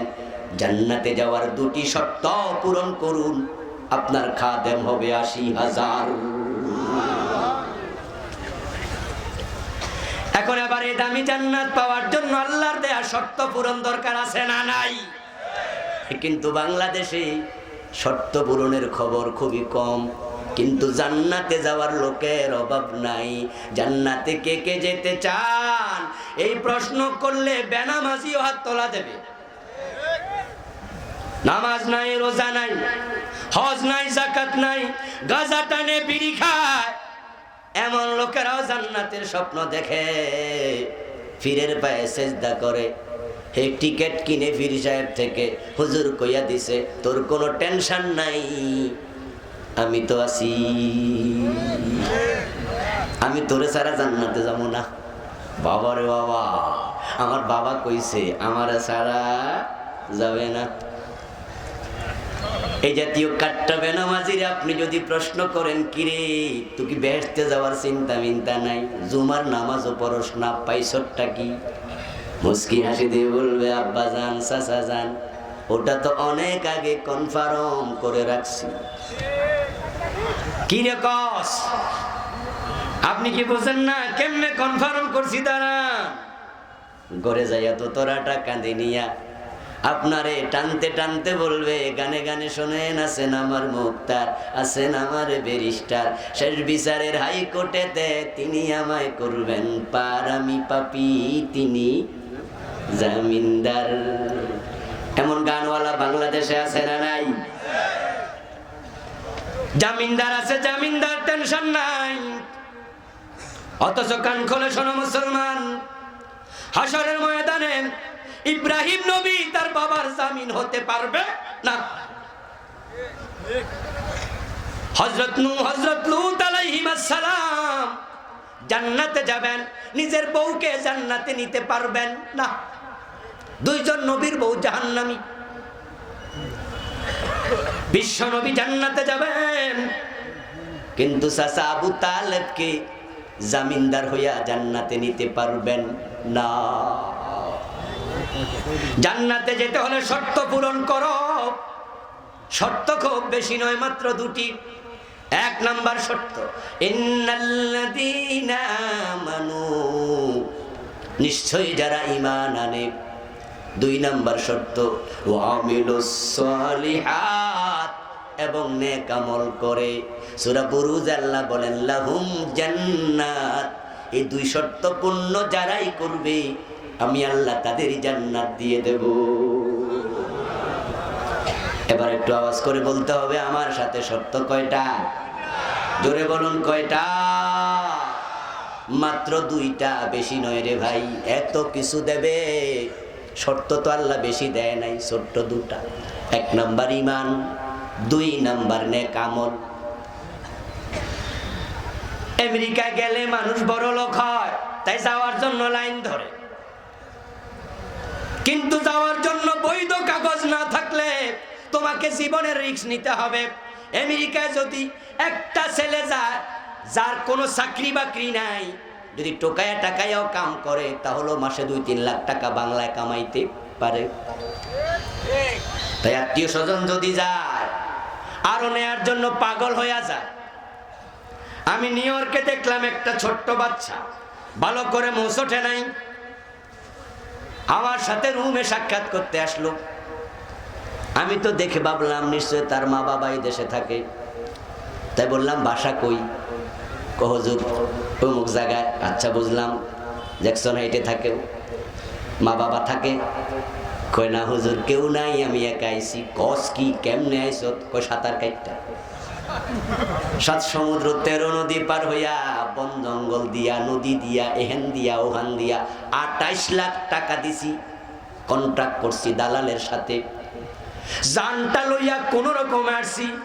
কয়েকজন সঙ্গী পথে মরে গেছে, 2-3 দিন লাগাতার জঙ্গল দিয়ে হাঁটছি, খাবার নাই পানি নাই। কেন আসলি? হুজুর কোন কি স্বপ্নের দেশ? তোর মা বাবার কি অন্তর নাই রে, দিল নাই? হুজুর আমি তো একা আইছি না, সাথে এলাকার আরো কিছু পোলাপান ছিল, তাই মা বাবা কয় আচ্ছা আল্লাহ ভরসা যা। আমেরিকায় যাওয়ার জন্য জীবনের রিস্ক নিলাম। আল্লাহর জান্নাত কত বড়, ওইটার জন্য কিছু রিস্ক দরকার আছে না নাই? ইব্রাহিম নবী রিস্ক নিছে, মুসা নিছে, ঈসা নিছে, বিশ্ব নবী মুহাম্মদুর রাসূলুল্লাহ সাল্লাল্লাহু আলাইহি ওয়াসাল্লাম কত বড় রিস্ক নিছে হিজরতের পথে। গারে সাউরে 3 দিন ছিলেন দুইজন একাত্রে, যেখানে একজন থাকার জায়গাও নাই, মাথা তুলে বসার জায়গাটাও নাই। ওই গুহায় আমি 2500 সনে ঢুকেছিলাম।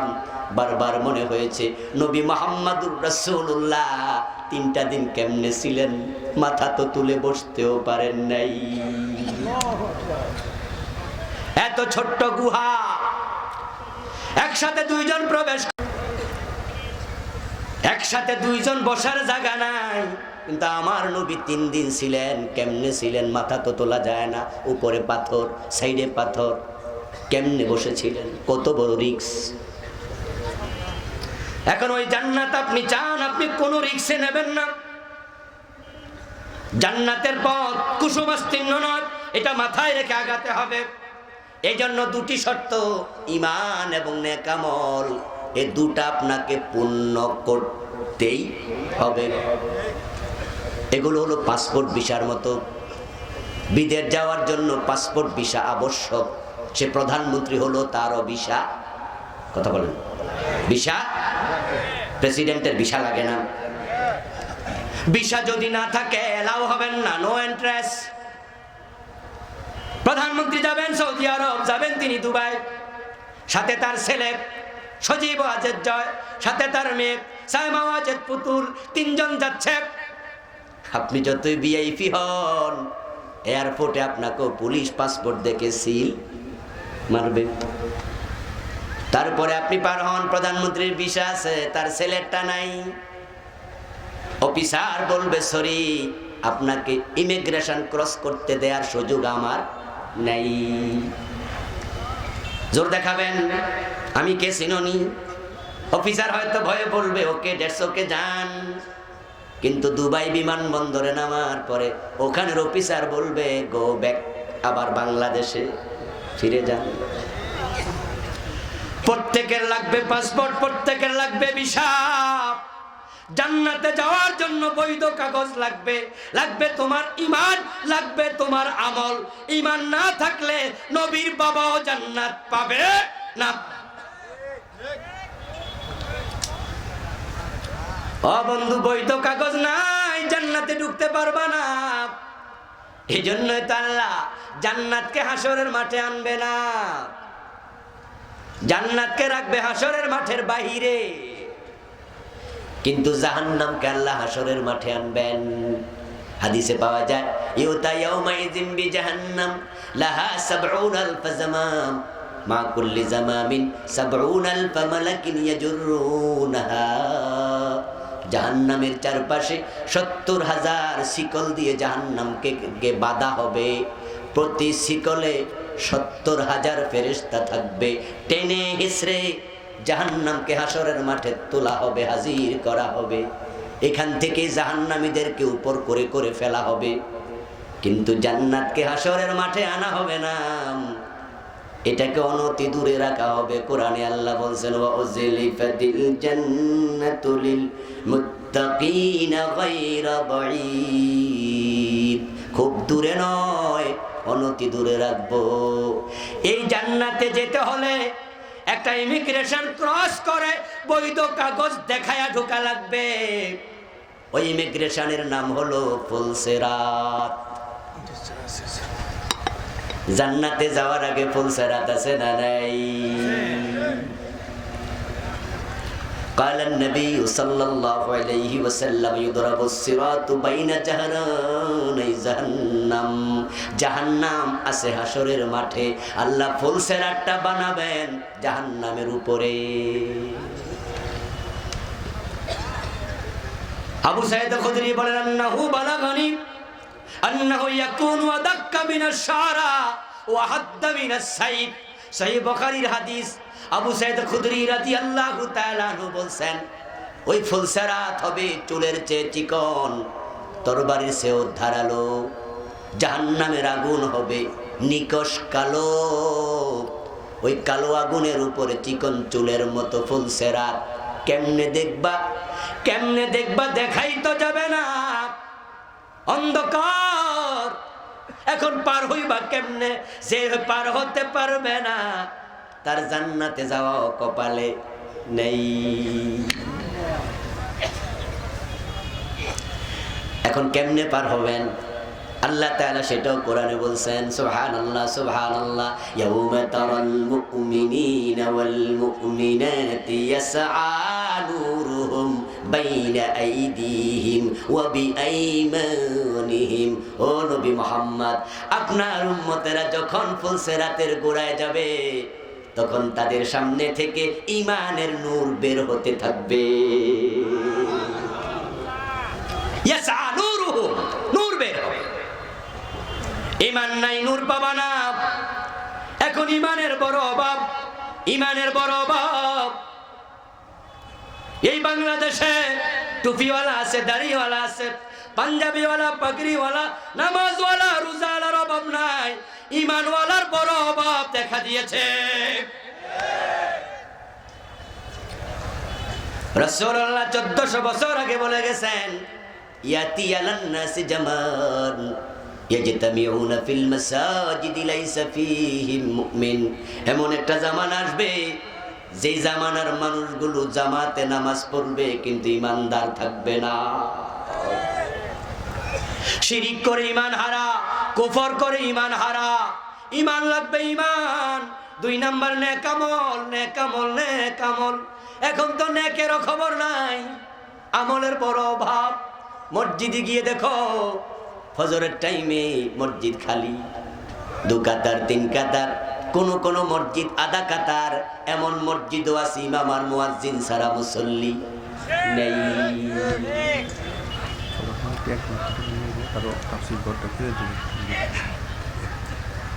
আচ্ছা, প্রধান অতিথি 1 লক্ষ টাকা নগদ দিয়ে গেছে, বলেন মারহাবা।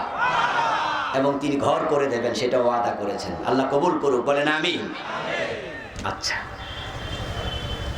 আমার বন্ধু বলছিলাম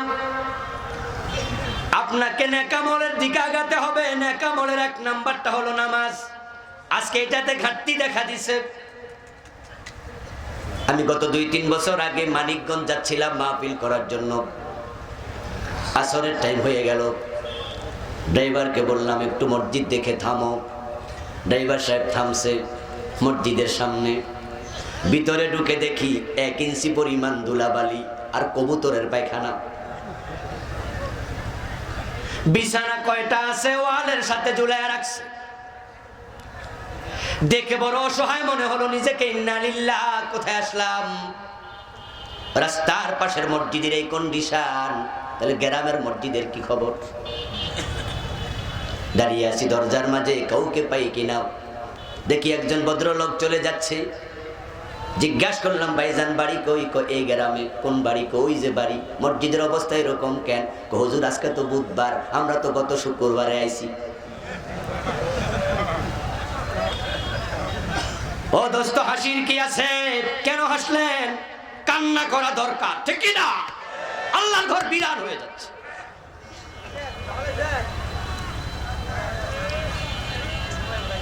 কোরবানির ঈদে যাবেন বাজারে, গরু কিনে, পাবলিক গরু কিনে, আসরের আজান হয়, হাইয়া আলাস সালাহ, নামাজে আসো। গরু কিনায় ব্যস্ত, ওয়াজিব নিয়ে খুব টেনশনে আছে, ফরজের খবর নেই। গরু কিনতে কিনতে আসর শেষ, বাড়িতে নিতে নিতে মাগরিব শেষ। ঈদের দিন গরু জবাই করতে করতে জোহর শেষ।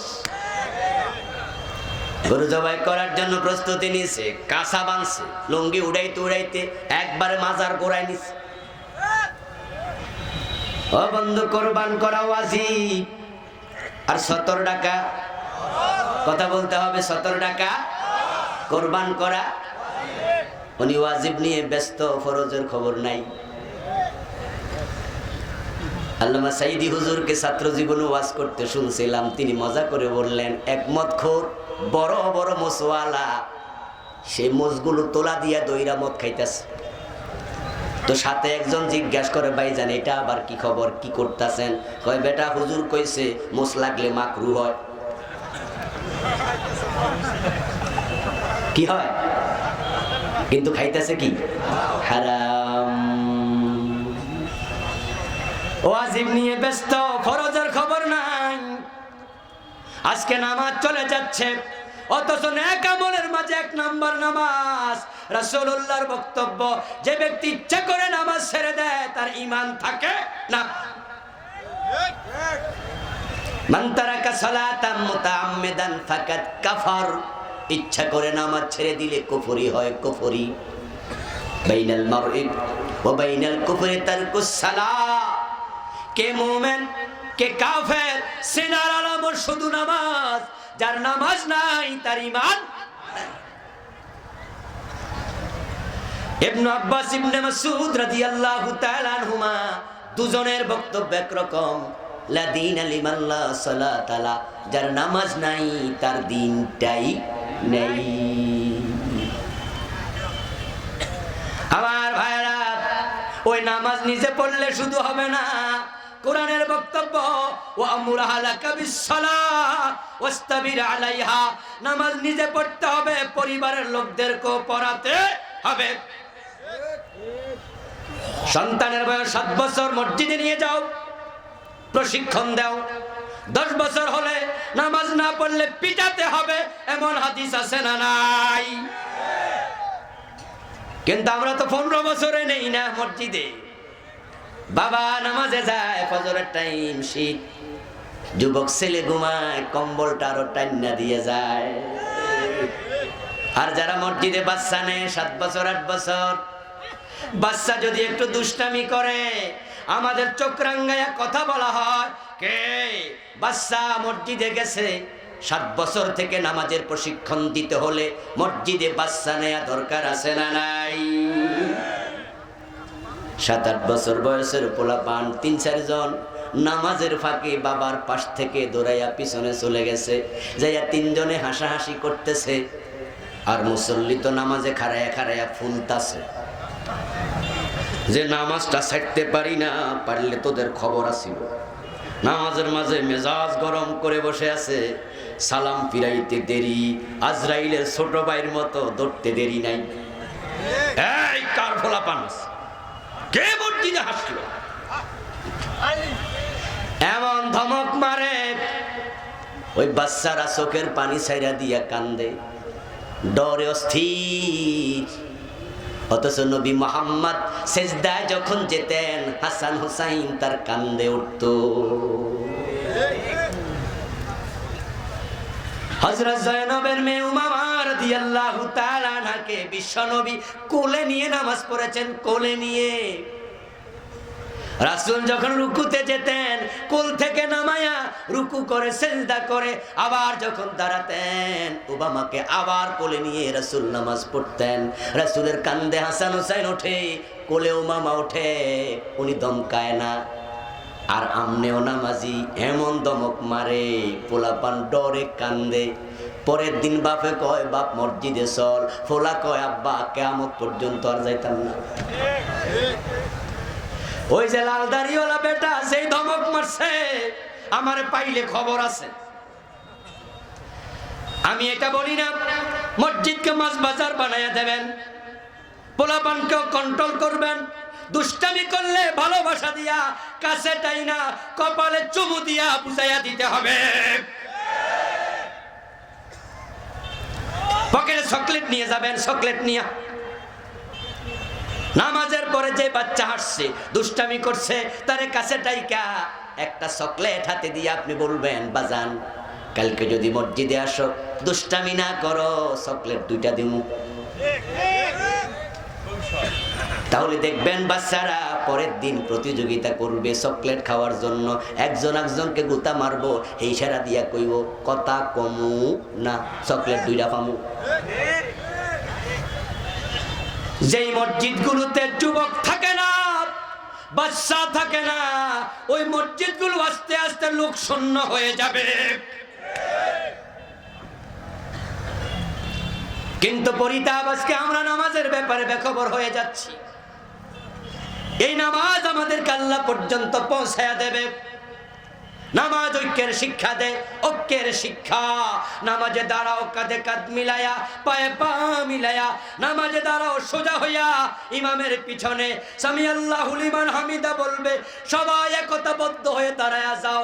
এমপি হোক আর মন্ত্রী হোক, মাথা তুলে তাকেও দাঁড়াতে হবে, ঐক্যের শিক্ষা নেও। কিন্তু সে মুসলমান আজকে নামাজ নিয়েও মসজিদ ঝগড়া কইরা আলাদা বানাচ্ছে। নামাজ নিয়ে এমন ফতুয়াবাজি চলছে, হ্যাঁ, যে আমিন জোরে কইছে তারা মসজিদতে বাইর করে দিবা, আমিন জোরে কইছে নামাজের পরে তারা ধরবা, পাইলো কই জিগাইবা। আশ্চর্য আশ্চর্য, তুমি এমন কেন করো ভাই? মসজিদ তো তোমার না, আল্লাহর মসজিদ থেকে তুমি বাইর করবা এই অধিকার তোমাকে কে দিয়েছে? মসজিদ তো আল্লাহর। হজ এবং উমরা করার জন্য আপনারা যারা গিয়েছেন, আপনারা একটু জবাব দেবেন, একটু জোরে বলেন তো ভাইয়েরা, সেখানে জোরে আমিন বলার লোক আছে না নাই? ওখানে গুতা মারছেন কয়দিন? পাশের জন একটু জোরে আমিন কই এলাইছে, আপনি নামাজের ভিতরে খেপ্পা রইছেন, সালাম ফিরাইয়া ধর্ম কেন রে ভাই? শাফি মাযহাবে জোরে আমিন বলার ফতোয়া আছে না নাই? বাড়িতে রাজশাহী, বেড়াইতে আইছে আপনাদের মধুপুর, মাগরিবের নামাজে দাঁড়াইছে, ইমান বলছে আলাদ আল্লিন, ও বেটা তো রাজশাহীর লোক, ওখানে আহলে হাদিস আছে, অভ্যাস মতো সেও জোরে একটা আমিন না হয় কই এলাইছে, আপনি তার উপর খেপেন কেন? আপনি তো খেপেন বেনামাজির সাথে, যে যুবকটা সিগারেট টানে গাঁজা খায় মসজিদে আসে না, আপনি তার সাথে তর্ক করেন। নামাজি আপনার বন্ধু, তার সাথে কোনো তর্ক করা যাবে না। রুহামাউ বাইনাহুম, সে আপনার ভাই, সে আপনার বন্ধু। হ্যাঁ বন্ধু, যদি কোনো বিষয়ে ভুল আমল করে, আপনি যদি মনে করেন তার আমলটা হাদিসে নাই, তাহলে তাকে সংশোধন করার জন্য হাসি মুখে কথা বলতে হবে। আপনি তার সাথে বসেন, ভাই বাড়ি কই? ভাই তুমি যে আমলটা করছো, তোমাকে আমি দেখছি মসজিদে, খুব খুশি হয়েছি, কিন্তু তুমি টুপি ছাড়া নামাজ পড়ছো, যদি টুপি মাথায় দিতা তোমারে দেখতে আরো ভালো লাগতো। কিন্তু ভালোবাসা না নিয়া টুপি ছাড়া নামাজ পড়ে, চোখ বড়া করে কয়, এই মিয়া কি নামাজ শিখছো, টুপি কই? এই তো মসজিদে আইছে, যে আইছে না তার কি খবর? আজকে বিভক্তি বড় পাঠল ধরিয়ে দিয়েছে মুসলমানের মাঝে, মসজিদ পর্যন্ত আলাদা হয়ে যাচ্ছে। আমি আপনাকে বলতে চাই, যদি কারো ভুল দেখেন, সে আপনার মুসলিম ভাই, ভালোবাসা নিয়ে আগায়া যাবেন। ভুল সংশোধনের পদ্ধতি দুটি, একটা হলো ভালোবাসার সাথে, আরেকটা হলো তিরস্কারের সাথে। কোনটা করা উচিত? এক ব্যক্তি বাজারে আসছে, বাড়ি থেকে বের হয়েছে, আয়নাটা দেখে নাই, কপালের মাঝে কালো ময়লা লেগে আছে। এখন আপনি চান তার ময়লাটা কপাল থেকে আপনি মুছে দেবেন। পন্থা হলো দুটা, একটা হলো পকেট থেকে হাত রুমালটা বের করে সালাম দিয়া তার কাছে আইনা, ভাই আপনার কপালে একটু ময়লা আছে, মুছে দিলাম, হাত রুমাল দিয়ে ডলা দেন। এই লোকটা চিরদিন আপনাকে ভালোবাসার সাথে স্মরণ করবে। আর যদি পা থেকে স্যান্ডেল খোলেন, তুমি একটু দাঁড়াও, তোমার কপালে ময়লা, জুতা খুইলা মুছে দেই, মাইর খাওয়ার সম্ভাবনা আছে না নাই? ও বন্ধু, তার কপাল মুছতে তুমি কেন রুক্ষ হইলা? কেন তুমি ঝগড়াটে হয়ে গেলা? এই লোকটার কপাল মুছতে যায় আর সম্পর্ক তোমার বাড়ছে না আরো কমছে। অথচ মুসলমান তো মুসলমানের সাথে মহব্বত বাড়াবে। এই কষ্ট থেকে আমি নামাজের উপর একটি কিতাব লিখেছি, গত সপ্তাহে মার্কেটে এসেছে। হাদিসের বৈচিত্র্যে রাসূলুল্লাহর নামাজ, যত ইখতিলাফ, যত ঝগড়া পাসার, আমি সব হাদিসের আলোকে তুলে ধরার চেষ্টা করছি। আমার আশা এই কিতাব পড়ার পরে ঝগড়া কিছু হলেও কমবে ইনশাআল্লাহ। আলেম ওলামাদের কাছে হাত জোর করে বলে যাই, এমন ফতুয়া দিবা না যে ফতুয়া ঐক্য বিনষ্ট করে। আসো আমরা সব মুসলমান এক হয়ে যাই। 250 কোটি মুসলমান যদি এক হতে পারত, পৃথিবীর কোন দেশে মুসলমানের গায়ে ভয়ে কেউ আঘাত দিত না, সাহসী করত না। আল্লাহ কাবাকে দিয়েছে পৃথিবীর নাভিতে, পৃথিবীর মাঝখানে। মধ্যপ্রাচ্যের মুসলিমগুলোকে দিয়েছে কাবার চারপাশে। এবং পৃথিবীর যত খনিজ সম্পদ আছে 65% দিয়েছে আল্লাহ মুসলমানের হাতে। মুসলমান যদি এক হয়ে যায়, কালকে ওআইসির সম্মেলন ডেকে যদি ঘোষণা করতে পারে, আমেরিকা থামিয়ে দাও জালেমদেরকে, মায়ানমারের মুসলমান, কাশ্মীরের মুসলমান, সিরিয়ার মুসলমান, ইয়ামানের মুসলমান, আফগানিস্তানের মুসলমান, ফিলিস্তিনের মুসলমান, তাদের গায়ে যদি ফুলের আচর পরে, আমরা তেল দেব না, তেল দেব না, তেল দেব না।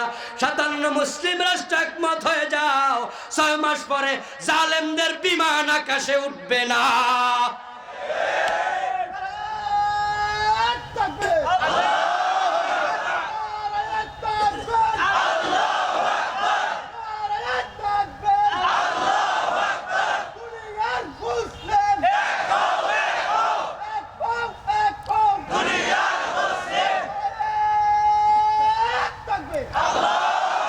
আমার ভাইয়ারা এক হওয়া লাগবে, এক না হইলে উপায় নাই। মায়ের আরো খাওয়া লাগবে, ঠিক না? কপালে মায়ের আরো আছে। কি ভাবছেন ভারত কাশ্মীরে মুসলমান মারে, আমাদেরকে তো গম দেয়, আমাদের পেঁয়াজও দেয় বড় বড় ছাইয়া, আমাদেরকে তো আর মারে না। আমেরিকা ইরাকে মারে, আমাদের তো মারে না, আমাদেরকে ডলার দেয়। বিশ্ব ব্যাংকের কইছে বাংলাদেশে কত লাগবে দেও দেও। ইরাকে মারে, আমারে তো মারে না। কাশ্মীরে মারে, আমারে তো মারে না। মায়ানমারে মারে, আমারে তো মারে না। অসুবিধা কি? আমি তো আছি আরামে। ও বন্ধু শোনো, এক কৃষক ছাগল কিনে আনছে বাজার থেকে, এনে রাতের বেলায় বাঁধছে। ছাগল তাকাইয়া দেখে তার পাশের খুঁটায় একটা গাদা রশি দিয়ে বাঁধা। সকাল হলো, ফজরের পর পর মালিক এতগুলা কাঁঠাল পাতা আনছে, আইনা ছাগলের সামনে দিছে, খা। ছাগলটা কাঁঠাল পাতা মজা করে খাইছে। খাইয়া জিব্বাটা লড়াইতে লড়াইতে গাদার দিকে তাকায়া কয়, কিরে গাদা, এই বাড়িতে কতদিন থাকস, কিন্তু তোর কপালে কাঁঠাল পাতা। কথা কয় না ভাইয়া? কাঁঠাল পাতা।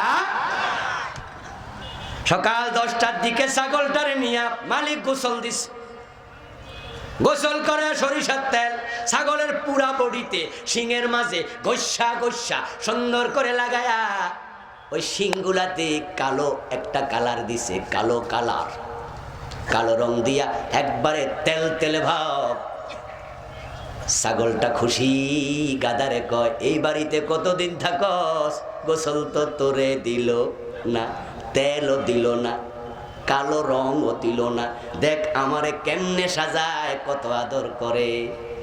গাদাটা এবার কয়, বেশি খুশি হইও না, সামনে শুক্রবারে কুরবান। কাঁঠাল পাতা খাইয়া খুশি হইও না, তেল পাইয়া খুশি হইও না, শুক্রবারে টের পাইবা। এই যত্ন কেন করে? যদি তোমরা মুসলমান ঐক্য হতে না পারো, সামনে তোমাদের কুরবান অপেক্ষা করছে। মায়ানমারের মুসলমানদেরকে পিটাইছে, তাদের পলানোর জায়গা হইছে, বাংলাদেশে আইছে। তোমাদেরকে পিটাইলে কই যাইবা? যাওয়ার জায়গা নাই।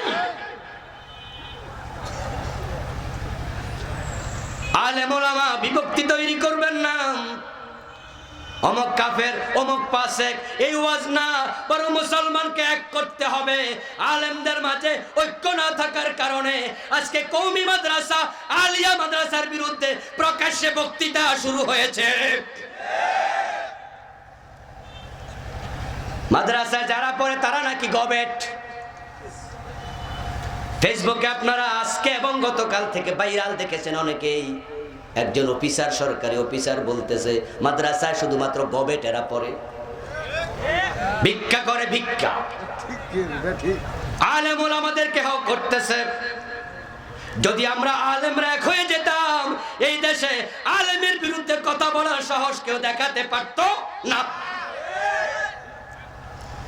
এই জন্য আসুন আমরা ঐক্যের শিক্ষা নেই।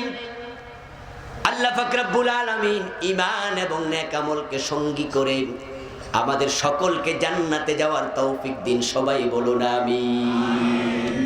হাদা মা ইনদি ওয়াল ইলমু ইনদাল্লাহ আলাইহি তাওয়াক্কালতু ওয়া ইলাইহি উনীব। আল্লাহ হাফিজ। আমরা দোয়া করে একসাথে বিদায় নেব ইনশাআল্লাহ।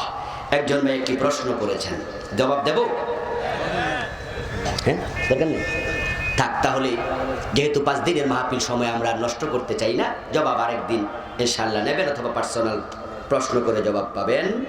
স্টেজে আমার লেখা শিরক, বিদআত এবং নামাজের 3টি বই আছে। দোয়ার পরে যারা নিতে চান পাবেন ইনশাআল্লাহ। আল্লাহুম্মা আমিন। আল্লাহুম্মা আনতাস সালাম ওয়া মিনকাস সালাম, তাবারাকতা ইয়া যাল জালালি ওয়াল ইকরাম। ربنا لك الحمد كما ينبغي لجلال وجهك وعظيم سلطانك، والصلاة والسلام على نبينا محمد وآله وأصحابه أجمعين رب ارحمهما كما ربياني صغيرا। আয় রব্বাল আলামিন, আজকের মাহফিল তুমি কবুল করে নাও। আমরা যারা এসেছি আমাদের জীবনের গুনাহগুলো মাফ করে দাও। আমাদের সালাম তোমার বন্ধুর রওজা মুবারকে পৌঁছায়া দাও। ইয়া আল্লাহ, আজকের মাহফিলের সম্মানীয় সভাপতি মুহতারাম মাওলানা মুস্তাফা কামাল হুজুরের নেক হায়াত দারাজ করে দাও। হুজুরকে দ্বীনের জন্য কবুল করে নাও। ইয়া আল্লাহ, হুজুর মুরব্বী মানুষ, আমাদেরকে সারাক্ষণ বসে সময় দিলেন। তার এই সময়টুকুকে নাজাতের ওসিলা হিসাবে কবুল করে নাও। আয় রাব্বাল আলামিন, সম্মানীয় প্রধান অতিথি অবসরপ্রাপ্ত লেফটেন্যান্ট কর্নেল আসাদুল ইসলাম আজাদ ভাই এই মাহফিলের জন্য 1 লক্ষ টাকা দান করেছেন। হে আল্লাহ, তাফসীর করার জন্য যে ঘর দরকার, অফিসে মিটিং করার জন্য ঘর করে দেবেন ওয়াদা করেছেন। মেহেরবানি করে তার এই দান তুমি কবুল করে নাও।